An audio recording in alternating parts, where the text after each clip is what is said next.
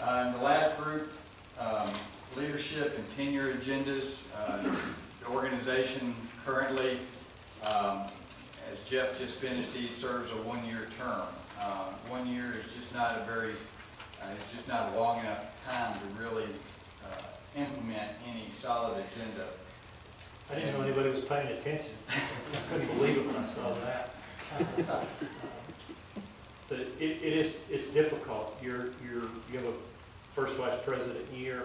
It's like at AIA-Dallas or AIA-Fort Worth. I'm looking across this room. Almost everybody in here has been elected to some office. A lot of presidents in here.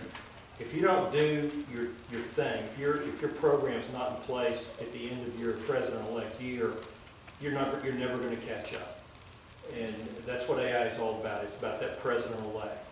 And you know, fortunately, I had that kind of run-up year. I had a predecessor who was really good to me and let me get a lot of things kicked off. I had this new CEO. I was just lucky. Of course, it's not over. It may blow up in my face here, but you know, I was just really lucky. But to step into that role and do something other than have one of these prom night convention themes, it's really tough to get substantive work done. And everybody wants to be the star, so everybody's trying to come up with something really new and innovative, and it may not be coordinated with what we did last year or what we're going to do next year. So the poor staff is just whipsawed all over the place to some prima donna sort of idea of what the institute should look like. So there is, I think that's the frustration there.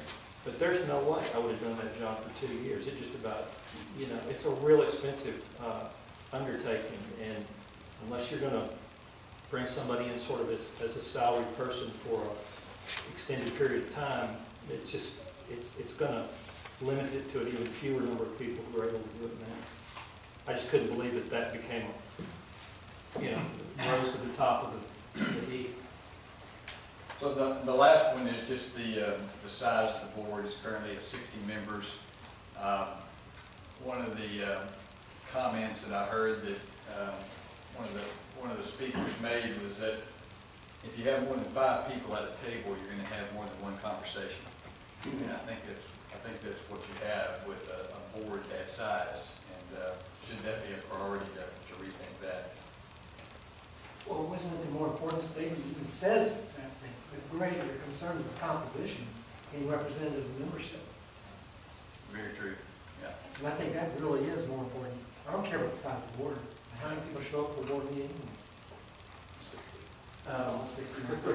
Pretty much everybody shows up. It's rare to have it. I mean, it'd be more important, does the board function? And we can't tell that from this. You guys have been on, does the board function? Board of directors at most organizations are selected for their fundraising or their fund contributing abilities rather than diversity of membership. I've been on a number of boards, they expect when times get tough, pass that tin cup and you better top up. Bottom line, our board doesn't serve that function, it's honorary. As a consequence, it's not functional. As a consequence, you probably have 5 or 6 people that decide most of what goes on. Period. So, what you have is a voting board and an honorary board.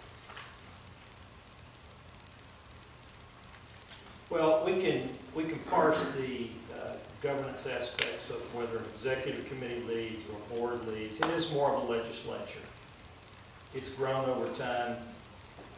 Who knows why? You get a regional director for every 4% of the national membership that you have. California has 4, we have 3. I don't think we need that many, but we have a regional structure, we have component structures, and we can critique it. But when we've proposed in the past, about 5 years ago, when we proposed in the past, wiping that democratically elected board out and having some unknown, unspecified vetting committee pick a board of 8 or 10 people for their qualifications, whatever those might be. The components sort of said, no, that's not going to happen. We like the democrat, we like having our voice in the thing, whatever that might be. So it's it's kind of saying one thing and really wanting another thing, and we get some mixed signals out of that. But the board is too big, it's too expensive. It's really reeled back its activities in the last 6 or 7 years. Used to be pretty over the top, but it's pretty much a go to Washington and work thing now. It is a working board, but it's big. Yes, sir? The board seems to be made up of all primarily architects, right? Because most other boards have other people from other expertise that come in. Look at the Green Building Council, they have Bank of America, finance guys, information guys, and scientists. And if the AIA truly wants to be visionary, wouldn't it behoove them to bring other influential people in from other aspects of the communities where we interface, legal, business, construction, engineering? You asked a question that's a dangerous question in the boardroom. That's been thrown out regularly. And I'll use the American Architectural Foundation as an example. It used to be all architects all the time. It's like we need to open this up to people who have the fundraising capacity, who have other areas of expertise, or know people who know people. And the AAF has just drifted away from us. It's like architects, we really don't want to be associated with the profession. That's profane. We're something better than that. And you know, a lot of members are going, what? We never hear from the AAF. What happened to our foundation? Well, they're not ours. They're something else totally. They've morphed into a species that we don't even recognize anymore. So there's a benefit to that, and there's a cost to that. But where I'm going with this is we regularly have this discussion in the boardroom over American Institute of Architects or American Institute of Architecture. Do we want to be the bigger tent with non-architects, or a greater, shall we say, less emphasis on licensure? What do we want to be? We can be all these great things if we bring in these other people. But then we've got a pretty strong current in the room that says if we do that, we're going to lose what we are. We may become something that's great, but we're going to lose what we are.